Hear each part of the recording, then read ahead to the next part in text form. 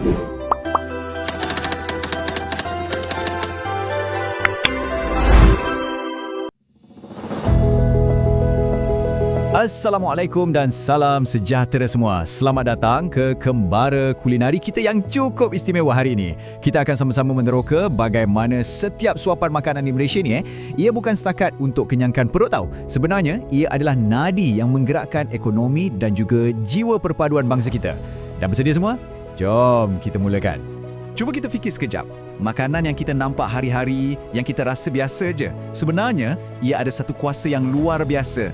Ia adalah warisan, ia adalah sumber rezeki dan yang paling penting sekali, ia adalah jambatan yang menghubungkan hati kita semua. Inilah rahsia besar yang kita akan bongkar sama-sama.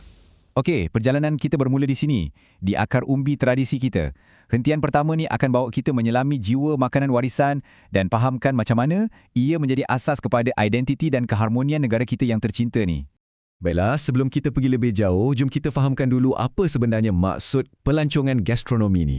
Senang cerita macam ni ia berlaku bila seseorang tu melancong ke satu tempat, bukan semata-mata nak tengok bangunan cantik atau pantai, tapi sebab utama dia datang adalah untuk merasai sendiri keunikan makanan dekat situ. Makanan tu sendiri dah jadi tarikan utama.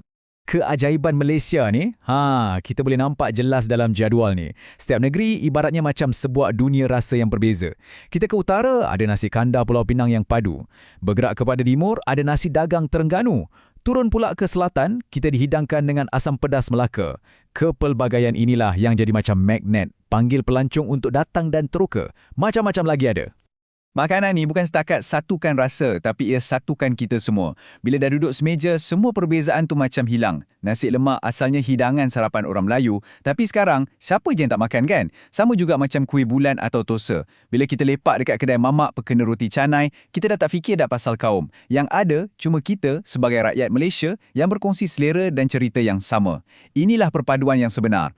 Peribahasa ni maknanya sangat mendalam. Ia ingatkan kita supaya hargai khazanah kita sendiri.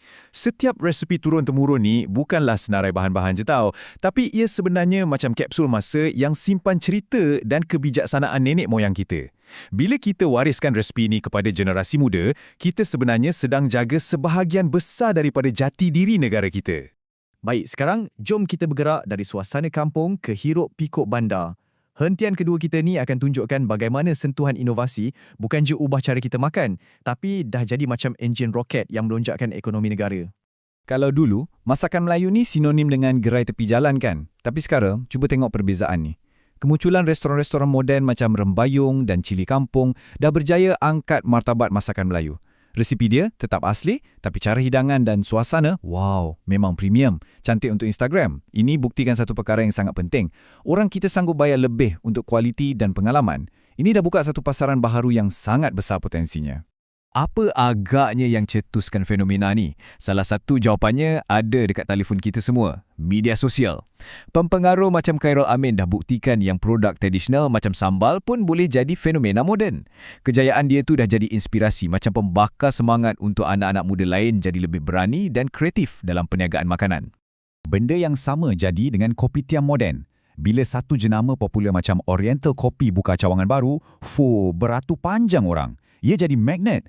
Tapi yang lagi hebat ialah kesan limpahannya. Cuba bayangkan, masa tengah tunggu giliran tu, mesti ada yang pergi jalan-jalan dekat kedai sebelah. Lepas makan, mungkin singgah butik pula.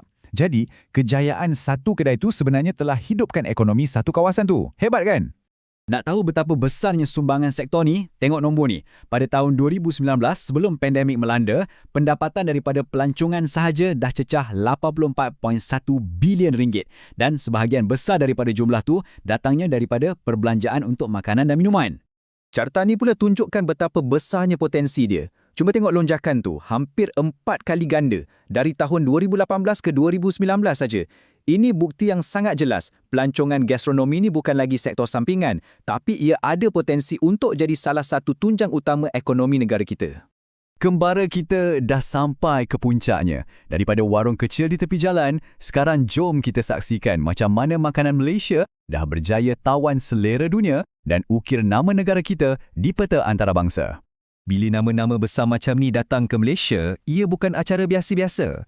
Apabila chef yang ada bintang Michelin pilih Kuala Lumpur sebagai destinasi mereka, ia macam hantar satu mesej pada dunia. Malaysia ini destinasi kulineri yang hebat. Ini bukan saja tarik pelancong-pelancong yang berbelanja besar, tapi ia juga jadi bualan media antarabangsa dan letakkan satu penanda aras yang baru untuk industri makanan tempatan kita. Tapi kan, duta terbaik makanan kita ni bukan chef terkenal je, tapi pelancong-pelancong itu sendiri, termasuklah kita semua. Setiap kali ada orang kongsi gambar nasi lemak dekat Instagram atau rakam video makan-makan untuk TikTok, sebenarnya mereka sedang buat promosi percuma yang paling berkesan untuk Malaysia. Setiap perkongsian tu macam satu jemputan kepada kawan-kawan mereka di seluruh dunia untuk datang dan rasa sendiri. Peribahasa ni memang kena sangat. Pelancong asing tu mungkin datang sebab tengok gambar makanan kita yang nampak sedap. Tapi, mereka akan pulang dengan rasa cinta selepas merasai sendiri keenakan dan kemesraan budaya kita melalui makanan. Makananlah yang jadi pintu pertama untuk mereka kenal dan akhirnya jatuh cinta dengan Malaysia. Nah, kita dah pun tiba di penghujung kembara kita. Lepas kita lihat kepentingannya dari sudut warisan, ekonomi, sampailah ke pentas dunia, sekarang tibalah masanya untuk kita lihat peranan kita sendiri dalam cerita hebat ni. Soalan ni untuk kita semua renungkan. Sebagai seorang pelajar, sebagai seorang rakyat Malaysia yang bangga dengan warisannya, apa agaknya sumbangan kita untuk pastikan kembara rasa ini akan terus berkembang maju? Jadi ingatlah ya, lain kali bila kita beli sebungkus nasi lemak dari makcik di gerai, kita bukan sekadar beli sarapan pagi. Kita sebenarnya sedang sokong impian seorang usahawan kecil. Kita sedang bantu pastikan satu resepi warisan tu terus hidup. Dan kita sedang menyumbang sikit demi sikit kepada sebuah industri gergasi yang menjadi kebanggaan negara. Setiap pilihan kita di meja makan adalah undian kita untuk masa depan Malaysia. Pilihan itu ada di tangan kita.